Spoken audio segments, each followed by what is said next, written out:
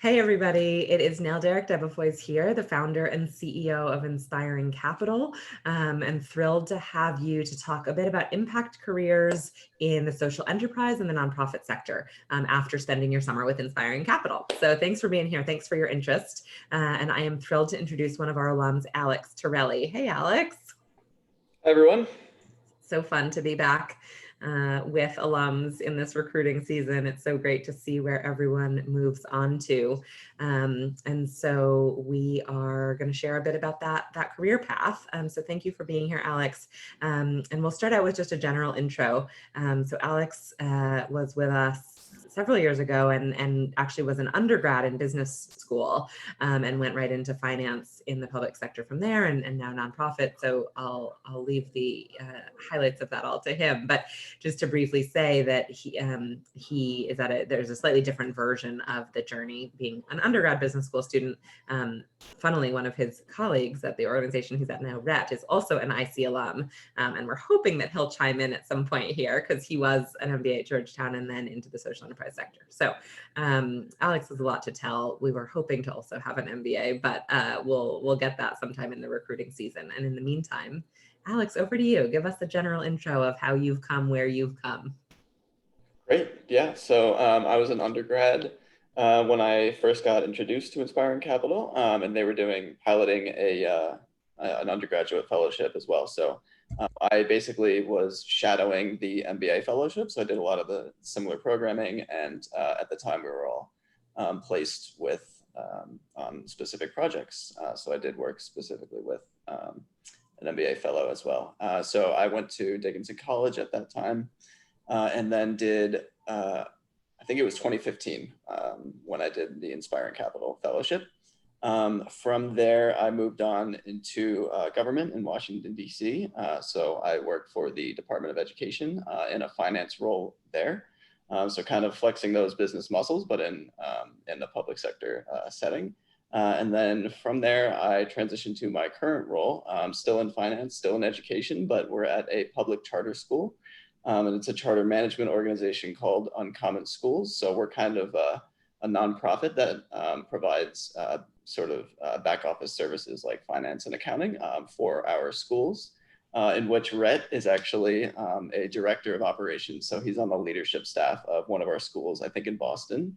And I just remembered now that there are some things going on with remote learning in our schools right now. And I believe the Boston school system just canceled in person. So Rhett is most likely putting out some fires right now as we speak. So I think that's probably what he's doing. We will forgive him. I'll tone down my calling email. Yep. Oh, that's great intel. Yikes. Yeah, it's been a very busy time in the education space right now, as I'm sure you all can imagine. So happy to talk about that if anyone has any specific questions. Cool. So Alex, tell us, and for background, the undergrad program really did almost perfectly mirror the MBA. So you really are hearing a pretty good proxy of the MBA experience here. And we'll get right back on the phone at some point once he works out remote schooling for all of Boston. No big deal. But Alex, if you describe the fellowship experience in 3 words, what would those words that come to mind be? Definitely. I think the first one would be reflective. I think that a lot of what you're going to be doing is thinking about yourself and your career goals as well, and also what impact means to you and what success means to you, kind of big picture, and then how to navigate that and marry your theory of impact with your career goals and your background as well. And so I thought that was, especially as an undergrad before I had, entered the workforce, I found that extremely helpful. But I think also, someone in grad school also about to kind of at a transition period, I think that was extremely beneficial as well. I think the second one, I would say community. I think the Inspiring Capital, as I think we've alluded to, is just this amazing network of change makers and in the impact space. And so you're never too far away after the program from an alum. So Nell and I were just talking about all the different just random connections that have happened between inspiring capital folks, during and beyond the fellowship as well. And then I think the other, I guess, eye-opening counts as one word if it's a hyphen. So I really just was not aware of just sort of the breadth and depth of like impact careers and like what that means. And so just the various ways that you can really be in the impact space, whether it is nonprofit or even, in the corporate space as well, and sort of just looking at impact through a number of different spheres. And I think that was something that I really was not familiar with before Inspiring Capital, and really helped me, again, navigate my career choices post-fellowship. Love that. Thank you. And then just drilling down to get a little more specific, talk about some of the skill building that you feel like came out of it. What were the skills that you still kind of date back to that, and how did they prepare you for this finance work you've been doing? Yeah, absolutely. I actually did less of the project I specifically worked on was not super finance heavy, although that is going to be part of the curriculum. So we touched on that. But I think for me, what I learned a lot about was sort of project management and time management. Our client was remote, so we had to manage sort of overseas relationships, which was super interesting at the time, which now I guess is like the new normal. So that definitely came in handy in unexpected ways, for sure. But I think, the cohort itself was, brought a huge amount of depth in their experience prior to Inspiring Capital that you really learn from as well as part of the curriculum. So there's a lot of sort of experience sharing, and we would debrief how everyone's projects were going and different, issues they were having, for example. So you get more than just sort of your own personal experience. You're really getting the cohort's experience as well that you can learn from. And so I think one of those skills that I developed was definitely working with some of the consultants, sort of like being able to give a really compelling presentation as well, and just the communication skills and how to get a point across and how to be persuasive and build the case for something was definitely something that I still use almost every day in my current role. Awesome. Thank you. Super helpful. And sort of related to that, how does it work being kind of the finance guy in these explicitly purpose-driven organizations? Yeah, it can be a challenge at times because a lot of people don't come with that background as well. And so we are really leaned upon to be subject matter experts and really know our stuff, but also be able to communicate that in a way that is actionable and understandable for folks who don't have that background. So we're constantly trying to walk the line of being like, again, just technically proficient and just getting everything right and doing that work as best as we possibly can, and balancing the fact that, not everyone is gonna, knows exactly what we're talking about at all times. And so we need to figure out how to communicate, what we need from other people, as well as like what the impact of their actual decisions are. Yeah. And so I think working in this space, you do need to have an understanding of like the mission and like what finance is actually, what the decisions are, what the impact of the decisions that you're kind of providing, and some data and analysis for, where you're trying to help people work through problems and think through the issues. You have to really have your eye on the end, what the goal is for any task or any issue, any work stream that you're dealing with. And so yeah, you can never divorce finance from mission in this space in the way that you could in the corporate sector. Like a lot of people do finance for finance's sake, and that's all they know, and that's all they care about. You really you need to have that quantitative skill set, but you also need to have be able to communicate and understand what the impact of your work is actually going to be in the end. Totally. And again, both the places you've been in are legally bound to pursue a mission, but have there been any examples that you can share anyway of the finance work or one of those decisions that you had to either kind of make or nudge toward making that actually felt in contrast with the impact and purpose or reduced impact to some extent? Absolutely. Yeah. So the schools I specifically work with are in Newark, New Jersey and New Jersey. And so we were approached by a foundation who was trying to expand the footprint of charter schools within Newark because that tends to be a very high performing market, academically speaking, for charter schools specifically. And so they had reached out to us as a leader in that space with a funding proposal to expand our footprint in the city. So opening 5 to 7 new schools within Newark. So very, very big decision. And so for us, you know, we had to weigh financial sustainability because New Jersey is in a bit of a challenging fiscal position right now, obviously compounded by our current position, but this was even before COVID. So the state has had some challenges, and that's where we get all of our funding. And so we had to, you know, weigh the possibility of sending 2,000 more underprivileged children to college, which is kind of our mission, which would have been sort of the outcome, right, of this proposal of 5 to 7 new schools at the end of which 2,000 or so kids would have ideally gone to college, or, you know, but was that going to be a fiscally responsible decision for us to get into, given core aid funding per student in Newark had flatlined for the past 5 or 6 years. And so taking on all this debt for facilities and whatnot. And so we had to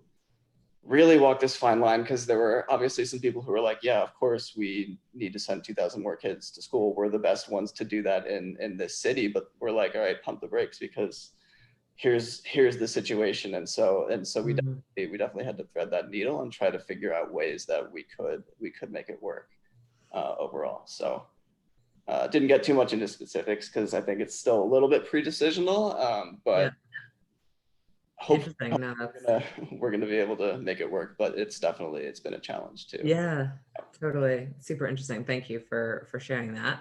And on the other hand, maybe on the upside, what about moments where you've been like, wow, my role in this whole finance guy outfit is really helping to expand or further advance the mission or purpose? I mean, it's always great when we can find money and greenlight stuff for our students, right? So like, yes, you guys can go on that field trip, or like, yes, we can hire an additional teacher and provide some like more targeted services to our special needs students, for example. For us, that's always the best thing, is like as close as we can get to the classroom is really extremely rewarding. But again, going back to marrying the mission with everything, that's kind of when we approach finance and budgeting. Every last penny we can squeeze out, we know is going to go to kids, and so that's always a lot of fun. Totally. Love it. And then what about, you know, the colleague situation or culture? And, you know, you alluded to the fact that like not a lot of people have your background, right? In a big nonprofit, even like Uncommon Schools, it's going to be more balanced toward educators or policy people or, you know, nonprofit expertise, rather than having that academic background in business and that kind of lens on the world. How is that?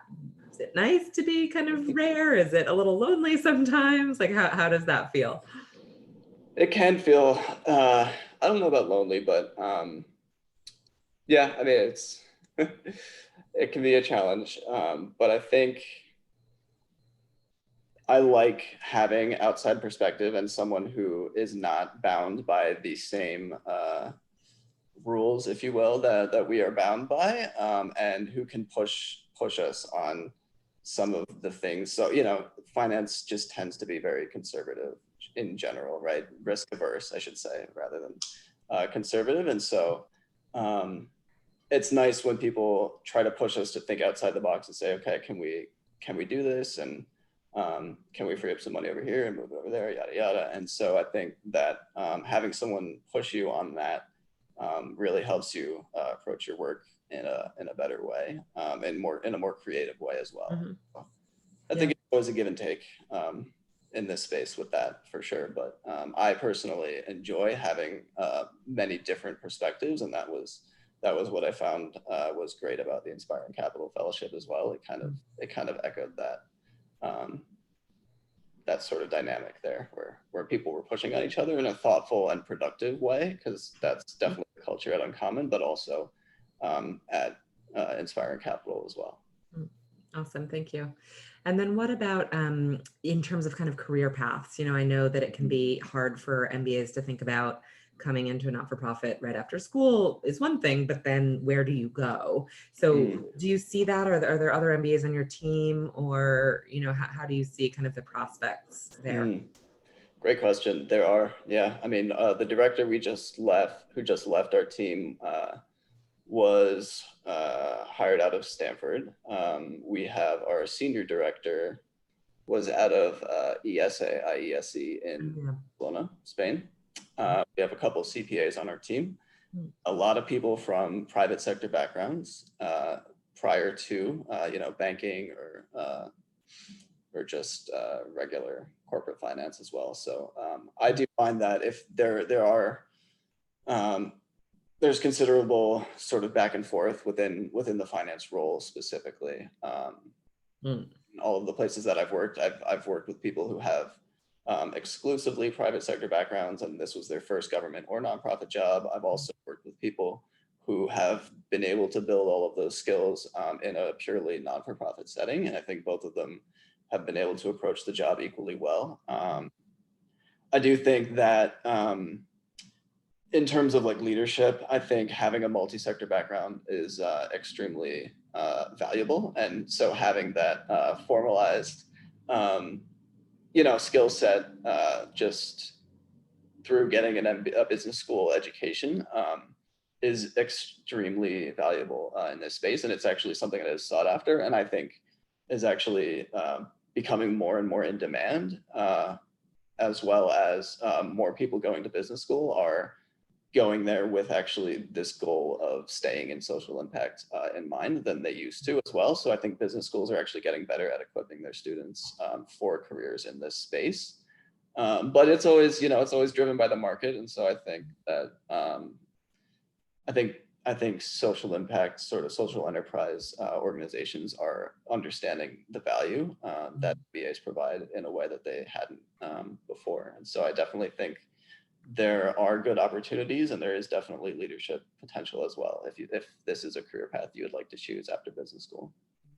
Awesome, thank you. I'm going to go back to a few questions about the fellowship and your experience there, and then open to questions if you folks have other things you want to drill down on. So just to cue you there. So yeah, coming back to the fellowship, what do you, I know it was years ago, Alex, it's in one of our earliest programs. Yeah, I know. Your memory here a little bit. Was there a specific either speaker or session or skill, you know, experience that came away that really sticks with you as being useful professionally?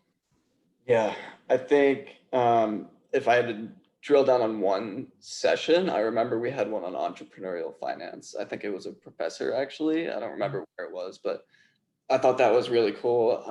And it was funny because at the time I actually was going to kind of an investor meeting later that day for a startup that was trying to raise some money. Like, so they were pitching to my dad and a number of his coworkers. And, you know, I was invited to go and sit in on the presentation, and it was the exact same day. So I found like I was able to put that like right into practice later after Inspiring Capital. But yeah, that was one of the ones that definitely I thought was interesting. I think there was some about impact investing, which I thought is a tremendously interesting space and only keeps growing. And so someone with a finance interest and background, I thought that session was also great. But honestly, I think the program is so well-rounded that whatever your interest might be, there's gonna be something there for you. But I think overall, the value is in your cohort and learning from and leveraging and the network that you're going to build, and not just with your other fellows, but also with the other people who are kind of associated with the Inspiring Capital. So whether that be alums or other partners they have, the network is really strong and really responsive as well. So I remember reaching out to a couple other people after some of the networking events and whatnot, and everyone was, we all had a common sort of shared interest and shared experience as well. And so everyone's very receptive and open. And so that's definitely been one of the lasting impacts in my career for sure. Awesome. And to that point, that's a perfect segue. How did that summer kind of influence your career path and your choices after school? Yeah, great question. I think I realized again that you can use these skills that I knew I enjoyed and was good at and had learned in school. I wasn't necessarily prepared for the just amount of opportunities there would be, and so I approached my career with a more open mind. So I was approached after Inspiring Capital. I was going off campus and had another internship opportunity, and so I think some of the choices I made there to explore government work rather than some of the other nonprofits, I don't know that I would have made that same decision prior to Inspiring Capital. And that internship turned into a job that I really enjoyed and was at for 3 years prior to my current role. And so, so I think just change the outlook that I got at Inspiring Capital opened doors for me. Maybe not like specifically or directly in that way, but I think just the perspective I got changed how I approached those decisions. Awesome. Awesome. And my final question before any of you all want to speak up is just final words of wisdom. What would you tell these folks and other kind of first year MBAs as they look to their summer and then beyond to a career in social enterprise or not-for-profit or public sector even? Yeah, I think that message about open mind is definitely something that comes up first for me.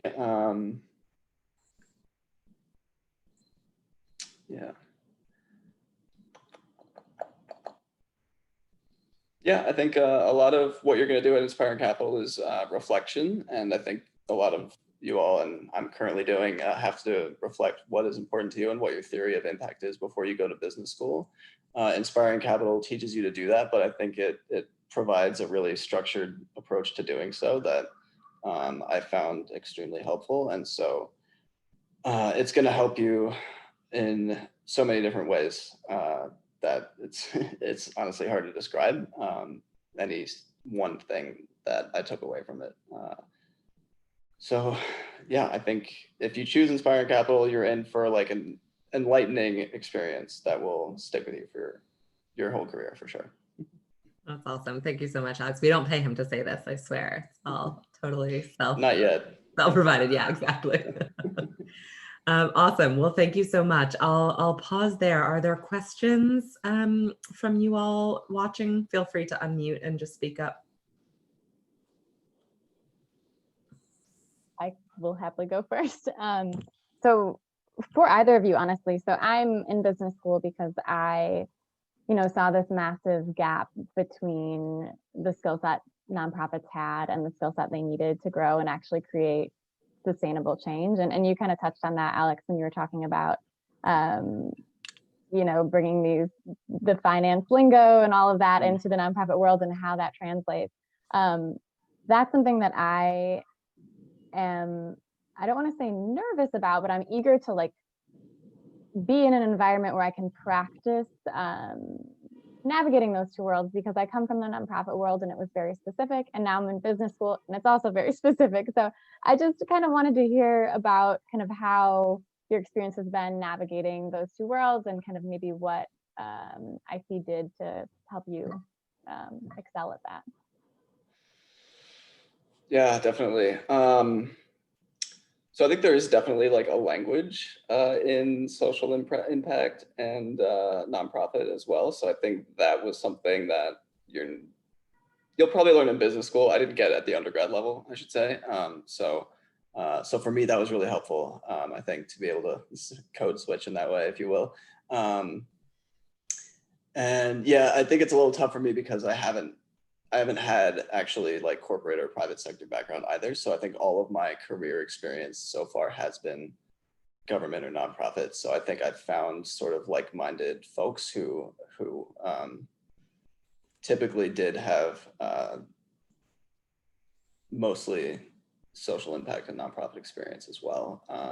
Those who did have like on my team, the finance folks, there's a bit of a learning curve, but I think the message that they are bringing is a valuable one. Like you said, it's about disciplined growth and like how to manage resources. And in a world in which resources are fairly scarce, like they are in nonprofits and governments, or maybe not scarce, but sort of constrained, right? And it's not that you can just, yeah. So I think having that sort of like fiscal discipline and being able to quantify and understand trade-offs in a meaningful way and an actionable way is really a valuable skill. And it takes a little bit of practice in order to be able to do that and to be able to speak the language of those who are not versed in finance. But I think the points that we've tried to make, I think, have been received very well. It's a really good question. I think, it's such a problem still. I think that, since I started Inspiring Capital after 10 years of work in the not-for-profit space for exactly that reason. And it's been, we've come a long way in the last 8 to 10 years. I do think there's a better awareness of the fluidity between the sectors and how much the business sector needs nonprofit and impact language as much as the reverse. And so, yeah, I mean, I think Alex has spoken to it really well. I guess I would say we're absolutely aiming very intentionally to kind of teach that language, those tools, those frameworks of impact and of business as a force for good, right? To create that bilingualness that I think is just increasingly important. And then, I think honestly, the second thing, the community, Alex has talked a lot too. And so just having allies in that journey, which is going to be exhausting. It's going to be hard at moments. Like, make no mistake about it. We don't try to soften the blow or remove the struggle. We just give you support in the struggle. And so I think that the community piece Alex has spoken to is huge. And I think the third that, might be a little bit more kind of undercover, but super important, is mindfulness and self-management and self-leadership skills to cope with the challenges of that language divide and that learning curve. Thank you both so much. Yeah, absolutely. Absolutely. Great question, Katherine. Others? Hi. Hi, Madeline. Welcome. I'll be quick. So sorry I was late, by the way. I was just speaking on a panel and had to shoot over here. So I'm really glad to be here. No worries. I'm going to ask a question, and please don't feel obligated to answer it if you already have and I missed it. So we've mentioned, nonprofit and social impact and social enterprise and all the different, the world of impact is huge and varied. Is there like a primary focus that this Inspiring Capital Fellowship, focuses on? Where do the majority of graduates go into? Just would be curious to hear a little bit more about those kinds of the breakdown, I guess. Yeah, absolutely. Alex, why don't you give your sense of the focus question, and then I can speak to, the bigger pool of alums and stuff. But I'll let you start before I color your answer. Great. Yeah, I think the focus, rather than being on one specific piece of the social impact spectrum, it's actually giving you a taste of all the different sort of organizations and all the different ways to pursue impact. So I really felt that there was a good mix of sort of like nonprofit, social enterprise, sort of like hybrids, and then also sort of like corporate organizations and speakers as well. And then just the background of other folks in the cohort as well. So I think the real value of the Inspiring Capital Fellowship is actually just the broad scope of the entire thing, I found anyways. Did that answer your question? That's very much our intent, right? So Yeah. one of our kind of foundational principles that we talk through is the spectrum of impact. And this is the idea that literally every organization in the economy should be thinking about their positive impact if we're going to reach a better future, right? There's just no way that the 8% of GDP that's represented by 501c3 organizations can do it. There's a whole lot else to say about the public sector and government and their role in that right now. We won't go down that route tonight. And then there's the private sector, right, which has massive leverage. And so we're very clear that, you know, if Walmart reduces some of their packaging by a centimeter of styrofoam, you know what, that's massively impactful. And does it mean that everything Walmart does is fabulous? No. Does it mean that we shouldn't be working toward not styrofoam? No. But in that moment, in terms of the styrofoam in the oceans, that is a bigger action than any not-for-profit could have taken. Right. And so we have a very kind of big tent approach to this all. So I'm glad that that came through even back in 2015 when Alex came through and stuck with him. In terms of where people go, it's the same. It's anywhere. It's everywhere, you know. And so, gosh, we're actually just in the midst of getting ready to do an alumni reach out and more scientifically kind of study where everyone is. But I have a pretty good sense. So I would say of our 200 alums, about 30%, call it maybe a third, are in the non-for-profit space, foundations, not-for-profit, and so on. 15 to 20% maybe in like real social enterprises, B Corps, or, you know, truly for-profit, for-purpose. And then the balance in for-profit, right? And corporate or smaller, but more traditional, less explicitly impact-focused for-profit companies, which, you know, is I think there's a lot of people that would probably flock to that social enterprise B Corp space. It's just a smaller space for now, and especially for MBAs with salary requirements and student loan debt, and, you know, that being what it is, very candidly, people shift a bit more to the more established ends of the spectrum. Good question. Meg, you were going to ask something before. Go ahead. Yeah, and I think this actually transitions nicely. I think there's this misconception, if you will, among MBAs that like, I'll do impact, but I'll do it later. Like, I need to go and work for a corporation in order to develop, in order to make an impact. So I'm super curious, Alex and Nell, with your experience too, one, how you have thought about personal development kind of in the social impact space and developing as a business professional. And then secondly, potentially your like combat to kind of that thought that it's best to develop in corporate and then kind of pivot later into the social impact space. Yeah, well, I clearly did the opposite of that. Although it's funny because as I alluded to, I'm actually getting ready to apply to business school and have been applying right now. So yeah, so that's where I'm at. But I do think that having a multi-sector background is valuable. In terms of the order in which you do that, I think that's less important. So like for me, post business school right now, I am thinking actually about going into the private sector, ideally to stay within education and continue that thread. But for me, the next step in my career, I would like to have a little bit of that background to kind of bring back over to the social sphere, if you will. And I think part of that just being my functional role in finance, I think it's definitely,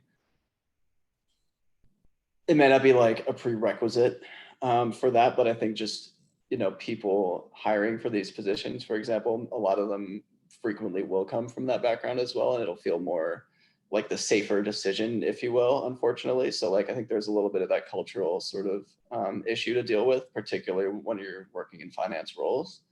But yeah, personally, I don't abide by that like specific trajectory. And I think Inspiring Capital definitely helped me make that decision for myself, for sure. Excuse me. Yeah, I think that's well put in the book that I'm working on. Who knows if it'll be out by the time that you all are summaring next summer, but is called Have Your All, right? And so the notion is that it is probably hard, maybe impossible to have it all, but if you figure out what yours is, you can do that. right? And so I think the point there is just getting smart about, we talk very openly about all the constraints, and all the factors of a job, right? And a career, and money is one of those, and so just getting honest and thinking about like, you need money to a certain extent to live and be safe, right? So that's kind of one level.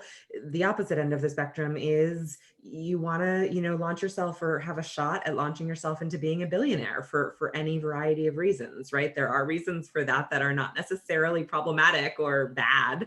And then somewhere in the middle, there's like thriving in Manhattan with kids, and that requires a certain level of wealth.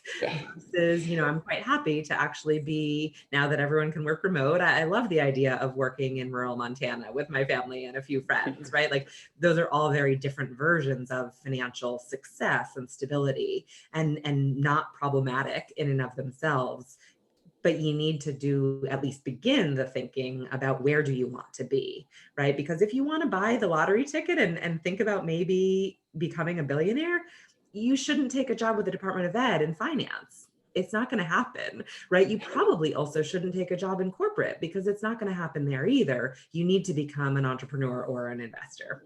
Right. It's just the math only works that way, right? So anyway, money is not the only thing, but it is to some extent a foundational survival factor that you need to think about, and so we just really encourage zeroing in on things like that, things like the speed of change, right? Do you want to be somewhere that's making incremental change a bit slowly, or do you want to be cutting edge, pushing the envelope? Again, super different paths, neither right nor wrong.